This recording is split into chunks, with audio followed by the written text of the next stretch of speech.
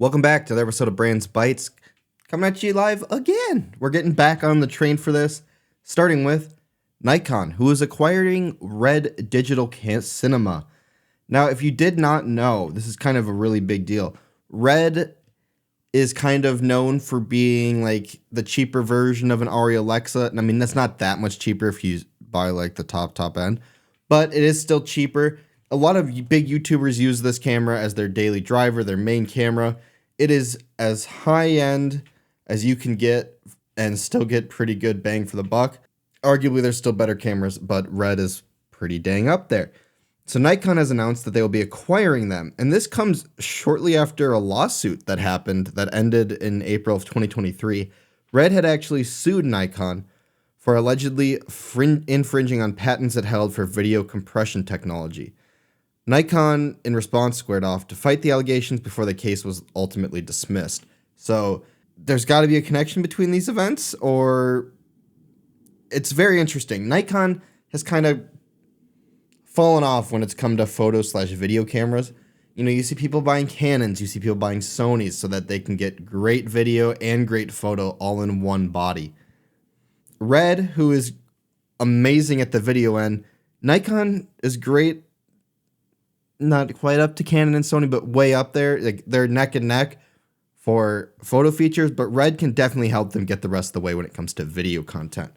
Assuming that the price can come down and fit into these small handheld cameras and be usable.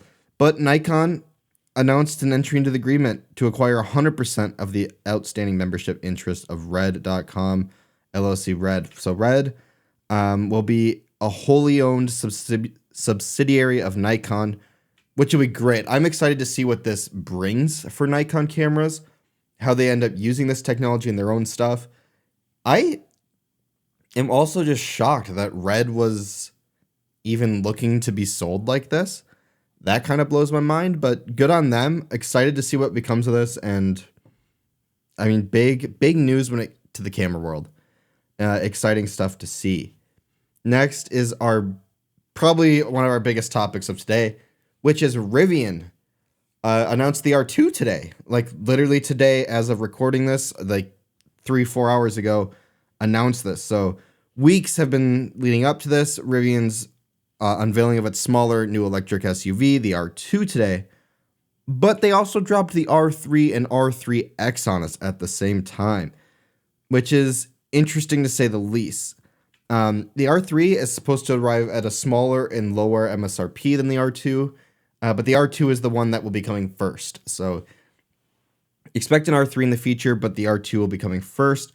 And with that, the R2 is interesting. Now, it is not my most favorite vehicle ever here. Here it is up on the screen here, but we got the R2 coming today. This is just a front picture of it. Now, it pretty much is the R1S, but using their new battery technology. I think it was like 4665 or something like that. It'll have a 0 to 60 in under 3 seconds. Just to clarify, that is for the top range tri-motor model. It'll have up to 300 plus miles of range, and it's relatively spacious. It's really not even that much smaller than the Rivian itself, in all honesty. It's definitely smaller, like for sure it is smaller. I'm just gonna pull up their website here for us to look at this guy a little bit more. But as you can see here, if you look at it, it's hard to know that you're not looking at an R2 or an R1, other than looking at the thing itself. It really isn't that big of a change other than in size and starting MSRP, which is $45,000. So this is a Model Y competitor. It is slightly, I believe they said longer than a Y. I take that back. They said shorter. They said shorter than a Y. So with that, there is some really cool, interesting things they revealed here. So the inside's getting a total revamp from the R1S. You're also getting room for camping inside. The driver and passenger seat are also going to fold all the way flat, which is an interesting concept. I mean, you don't think of many instances that would be super useful unless you're camping, which Rivian seems to be really into this our cars are meant for camping, explorers of the world, adventuring, which is an interesting market to like try to like force yourself into, I guess. With that in the front, you'll get two glove boxes, and yeah, I mean, it's otherwise pretty similar. The steering wheel, as you can see here, is going to have these two little dial controls, two little scroll wheels to move it up and down. Their signature Rivian torch is going to be in the doors of this as well. I believe in the R3 it's there too. And this will be kind of starting manufacturing at the beginning of 2026. And the R3 will be following that at some point there. It's going to be an interesting vehicle to see. Every seat laying flat and stuff like that is interesting.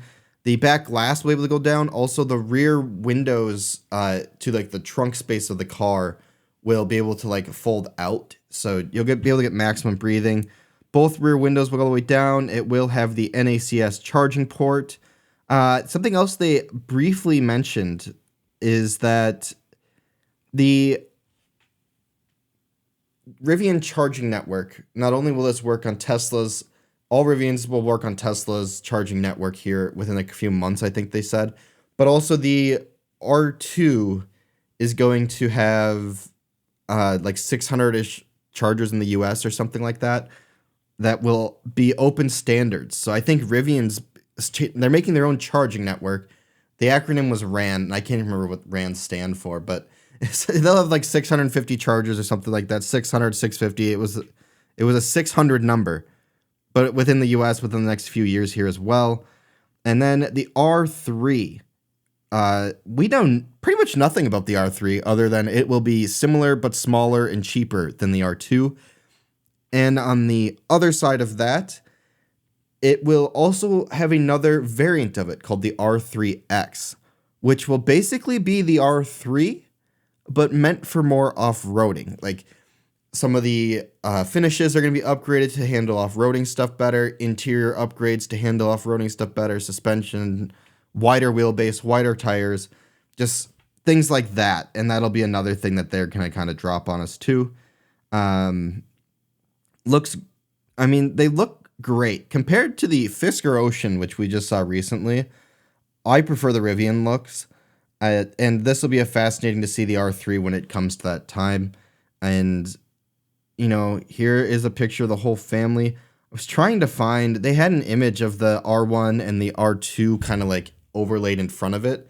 And it's definitely smaller in all dimensions, but it's not like incredibly smaller, like from what those graphics looks like. That said, super cool. Great to see Rivian is actually still going to be releasing products. So, I don't know. Rivian to me, I know they're kind of doing the Tesla startup thing, but I actually do like their products. And especially if they hit the $45,000 price point and don't pull a Elon on us, with like the Cybertruck, for instance, it'll be interesting to see if 45,000, if they hit 300 plus miles, be awesome to see. I know they're going to have like a dual motor, or I want to say they had a dual motor variant, a dual motor all-wheel drive, and then like a tri-motor. And there was one other variant. For some reason, I want to say single motor, but I can't remember if it was or not. But nonetheless, it'll be super cool to see Rivian release this, and I'm excited to see what that looks like in the future. And on to some less interesting, maybe some interesting stuff here. The EU has fined Apple nearly $2 billion with a B, in case you were wondering, for blocking alternative music apps. So this is the third largest fine from the EU, and it's first directed straight at Apple. Now, this should be directed at some other places too, and it'd be great if other governments would also, join in on this. The EU, for whatever reason, when it comes to tech stuff, seems to be somehow ahead of the curve for things like this. Now, following months of speculation, can't speak now, the European Commission has officially handed down its fine to Apple, and it's much higher than it was initially supposed to be. Apple is on the hook to pay $1.95 billion for restricting alternative music streaming apps on the App Store. Now, this is not the only thing that they should have gone after. This should have been a way more blanketed fine for this.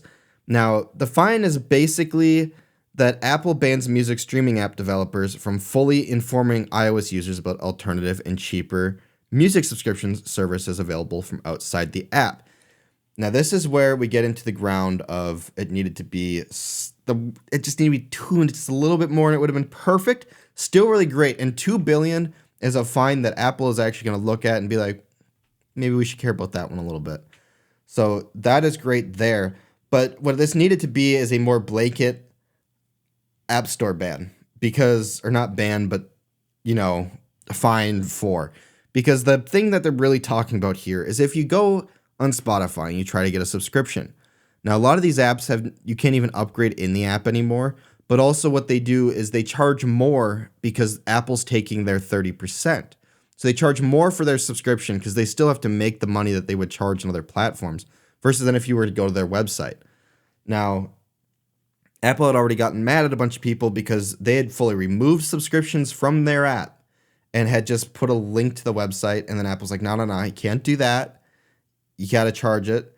And this kind of comes back to a whole Amazon thing that Amazon does too. But essentially, the EU is saying you can't do that. They're allowed to tell people that, hey, if you go to our website, it's basically 30% off the top, which kind of comes back to Fortnite because Fortnite had done this when it came to Fortnite's V-Bucks in the game.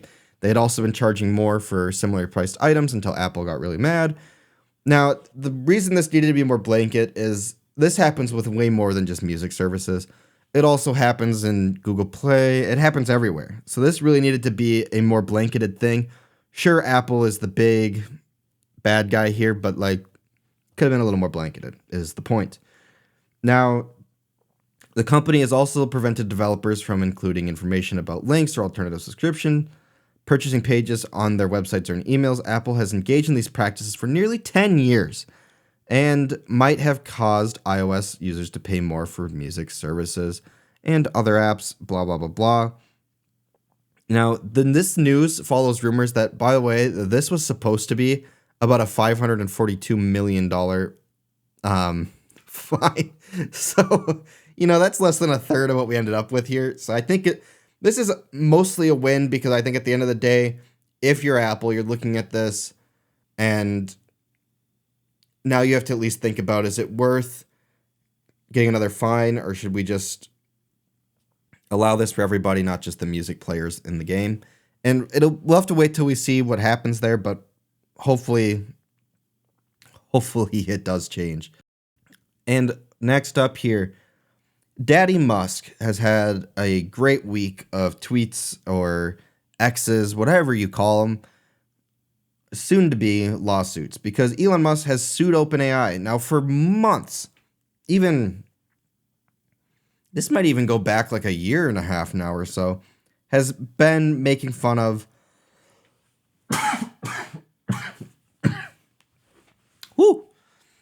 not making fun of. He's been going after OpenAI, saying that Altman and Brockman convinced him to help fund and bankroll the startup in 2015 with promises it would stay a non-profit focused on countering the competitive threat from Google, basically making OpenAI, as in open, freely available to the public as a way to help make AIs more publicly available and hopefully safer and not as bad. Now, the lawsuit that got filed in San Francisco late Thursday, now this, I believe, is last week, so take that into account, but says that OpenAI, the world's most valuable AI startup, heavily funded by Microsoft now, has shifted to a for-profit model focused on commercializing its AGI research after partnering with Microsoft, the world's most valuable company, which has invested about $13 billion, with a B again, into the startup. In reality, however, OpenAI has been transformed into a closed-source de facto subsidiary of the largest company in the world, Microsoft, under its new board, and it's not just developing, but it's actually refining its AGI to maximize profits for Microsoft. As most people in the tech world know, that's been going on for quite a minute. Musk has also been talking about this for quite a minute, so I'm assuming he was trying to gather a bunch of stuff to actually go into a lawsuit about this. But Musk has said that he is not happy with the shifts that OpenAI has made, And to an extent, I wonder if Altman is too, or what's been going on there. As you remember, several months ago, now he lost his job there for like a weekend and then got it back. And to my recollection, we don't really remember or know what happened exactly between everybody, other than Microsoft kind of stepped in and said, hey, WTF, what's going on here? And they got it figured out. Now, Musk allegedly donated over $44 million to the nonprofit between 2016 and 2020, and for the first several years, he was the largest contributor to OpenAI. The lawsuit adds that Musk, who left OpenAI's board in 2018, has been offered a stake in the for-profit arm of the startup, but has refused to accept it over principle. Now, if I remember correctly, they actually do still have a nonprofit sector of OpenAI, but they were supposed to be entirely a nonprofit. So I would agree, though, that if you were Sam Altman, you see the amount of money you could make, and now that he has made, and it'd be pretty dang tempting to not take that offer or take that chunk of money, knowing what you were developing, knowing what it was going to lead to and how big it was going to be, especially if you had Microsoft kind of poking at you. And so we'll have to see what really becomes of this. I'm excited to see what becomes of this lawsuit and just see what really goes on between these two. What becomes of this lawsuit? What changes this could bring in the AI, or at least Microsoft's and OpenAI's team up here, especially with how long it's been going on for, at least. And we're just going to have to wait and kind of see here what goes on. Next up, one more bad topic for today, or downer topic, I guess, but DJI responds to a US bill seeking to blanket ban on DJI drones. Now, most people that are in the world of drones or the world of photography and video know that DJI is kind of like, I don't know, the de facto, the go-to, the only one for high-end consumer drones that take great photo and video, that work great, that like fly safe, that have safety. Like DJI just, I mean, I can list some other brands, but you got Parrot and it's not Avata. What is the other one? There's another one. Point being, the only main one that you really consider if you're a drone person that's not going to build their own drone and get into that neck of the woods, you're kind of looking at DJI. I'm just going to say it. You might disagree with me in the comments, but that is, in reality, if you were to look up drones on YouTube, I guarantee you if they're not FPV drones, that almost all of those videos are going to be DJIs. And if they're not, they're comparing it to a DJI. And I can almost guarantee that. Now, the allegations here is that DJI, being a Chinese company, is basically stealing data from everybody, everything from high-resolution images of critical U.S. infrastructure to facial recognition technology and remote sensors that can measure individuals' body temp and heart rate. Now, DJI's take on this is that DJI drones do not collect flight logs, photos, or videos by default. Operators have to opt in to share this data with us. Those who want to take extra precautions can easily choose to activate local data mode and even switch their mobile phone's airplane mode on. For added peace of mind, this means the flight app is completely disconnected from the internet and is similar an air-gapped computer. So DJI is very not wrong here. That said, it is hard to know for sure with this kind of technology without more things looking into it.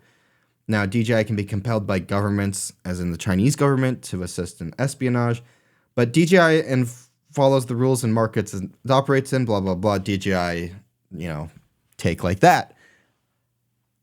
I don't think that this is a ban that they should make go through. They are already passing some pretty wild drone laws. Now, drones are for sure a problem when it comes to airports and safety and the idiots that can buy them because of how affordable they are.